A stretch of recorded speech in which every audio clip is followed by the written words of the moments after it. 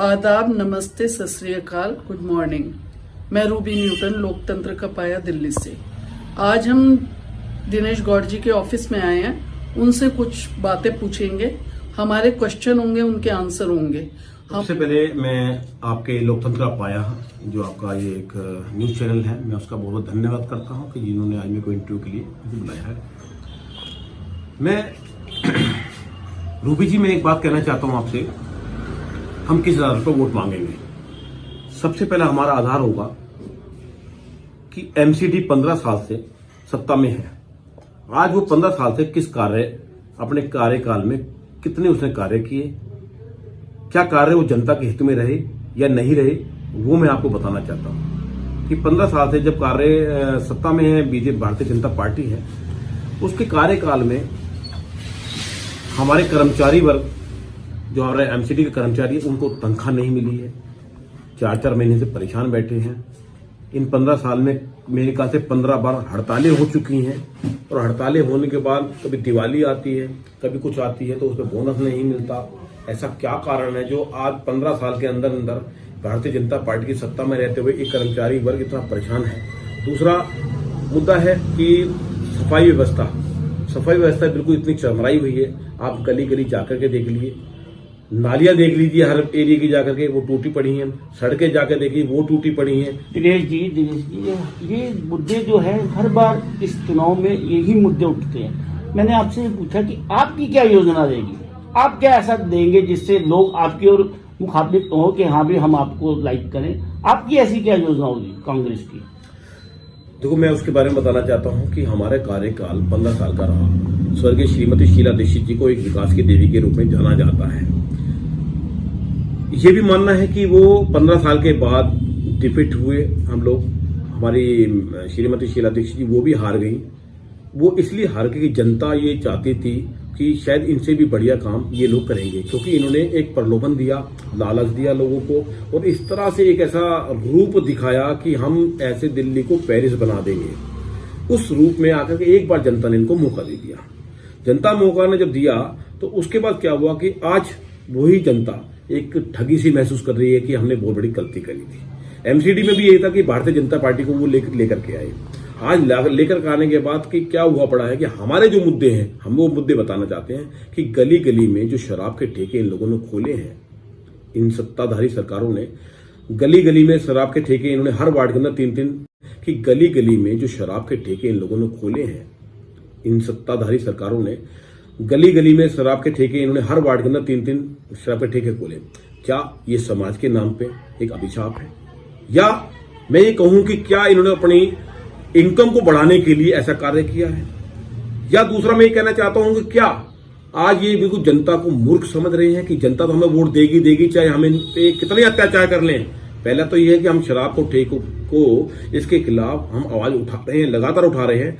लेकिन अगर हम सत्ता में अगर आते हैं एमसीडी के अंदर, तो ये जितने भी शराब के ठेके को हमको निरस्त करेंगे, इनको बंद करेंगे, क्योंकि जनता के लिए और हमारी पब्लिक के लिए हित में बिल्कुल भी नहीं है। लेकिन ऐसा लग रहा है कि आप कहना जरूर चाह रहे हैं कि शराब के ठेके के विरोध में है जनता, लेकिन ऐसा नजर नहीं आ रहा। उल्टा यदि बात की जाए तो कह रहे कि जी जो शराब गलत जगह से खरीदी जाती थी, सांसियों से खरीदी जाती थी, उन लोगों को राहत दिलाने के लिए, जिन्होंने पीनी है उनके लिए बेहतरीन ठेके खोले हैं, जिससे जाकर लोगों को अच्छा लगता है कि हाँ भी जैसे बाहर शराब की दुकानें हैं वही दिल्ली में इन्होंने दी है। क्या जनता इससे जुड़ेगी आपके साथ, लगता है आपको? देखो, मैं एक मुद्दा मैं बहुत बात करना चाहता हूं। क्या शराब के ठेके ही क्यों? अगर जनता को आपने अच्छे साधन देने हैं तो शराब के ठेके से ही शुरुआत करिए।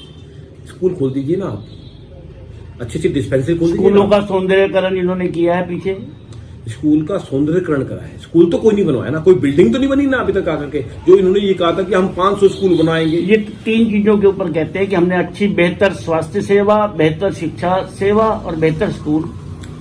आप एक भी हॉस्पिटल बता दीजिए इन्होंने अगर बनवाया हो तो। अगर स्वास्थ्य सेवा की बात करते हैं, डिस्पेंसरी हमारे कांग्रेस कार्यकाल में डिस्पेंसरी बना दी गई थी, आपको अच्छी तरह मालूम होगा है। आज उन्होंने उस डिस्पेंसरी का नाम चेंज करके उसी पे अपना बोर्ड लगा करके एक हंसता हुआ चेहरा केजरीवाल जी को उस पर लगा दिया। उस पर 20-20 लाख रुपए उसके एवज में इन्होंने जो इकट्ठे किए हैं, आप आरटीआई लगा के देखिए ना, हमने लगा के पूछा है, देखा है, हमने रिपोर्ट आई है हमारे पास कि एक एक डिस्पेंसरी के ऊपर जो खोखा इन्होंने तैयार करा है, खाका, उस पर 20 लाख रुपए खर्च करा है। वो डिस्पेंसरी ऑलरेडी बनी हुई थी, क्या उस पर जो एक एडवर्टाइजमेंट करके उन पे एक स्टिकर वो पोस्टर लगा करके केजरीवाल जी का फोटो लगा करके उस डिस्पेंसरी का नाम चेंज करके इस पर ऐसा नहीं लगता कि जिस तरीके से जब आपकी ये सरकारें थी तो ये मुद्दे बहुत अच्छे तरीके से बनाने में कामयाब हो गए थे?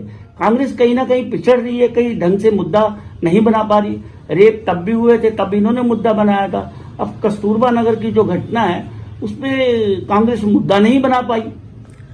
देखो, आज के टाइम में ये सब लोग जानते हैं कि आज दिल्ली को एक रैप कैटेगरी बना दिया गया है। दिल्ली में कम से कम 50 केस दिल्ली के अंदर आ चुके हैं, लेकिन कोई सुनवाई नहीं है। आपने लेकिन सुनवाई की बात नहीं, मुद्दा बनाना, आम आदमी का उस मुद्दे से जुड़ जाना एक आंदोलन के रूप में, वो तो आपका फर्ज बनता है ना। आप तो विपक्ष में हैं, लेकिन आप बनाने में कामयाब नहीं हुए ना इसको मुद्दा।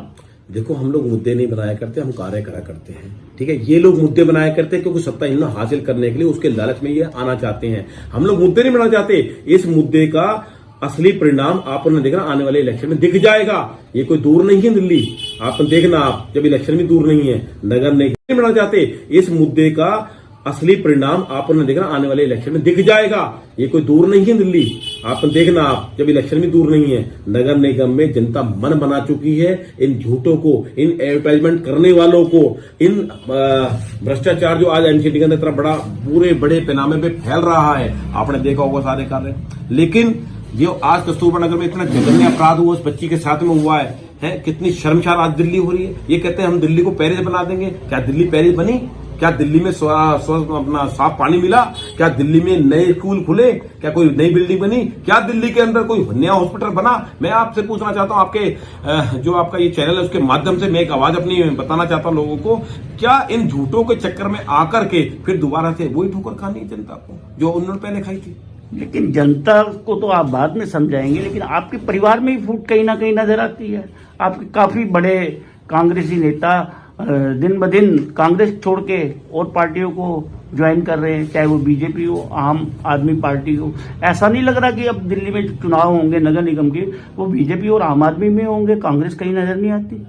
देखो, मैं आपको फिर मैं एक बात कहना चाहता हूँ, कांग्रेस में अगर मान लो फूट पड़ रही है, आपने कहा, मैं नहीं मानता इस बात को, लेकिन जो सत्ता का लोभ, सत्ता का फायदा जो नेता उठा चुके थे, उन नेता को जहन में ये लगता है कि शायद हमें टिकट नहीं मिलेगी, तो उनको लालच दे करके उनको किसी भी प्रकार से जो दूसरी सत्ता है, सरकारें हैं, उनको अपने पार्टी में लेकर के आई हैं। लेकिन मैं आपसे फिर मैं कहना चाहता हूं, एक भी कांग्रेस का वर्कर ने अभी तक, एक भी वर्कर की बात कर रहा हूं मैं नेताओं की बात नहीं कर रहा, एक भी वर्कर ने अभी तक कोई पार्टी चेंज नहीं करी है। वो वर्कर आज भी जहां है, आज भी कांग्रेस में खड़ा है, आगे भी खड़ा रहेगा। क्यों? उन्हें पता है कि नेता दल बदलते हैं, वर्कर कभी दल नहीं बदलता। मैं आपको कहना चाहता हूं। बहुत बड़ी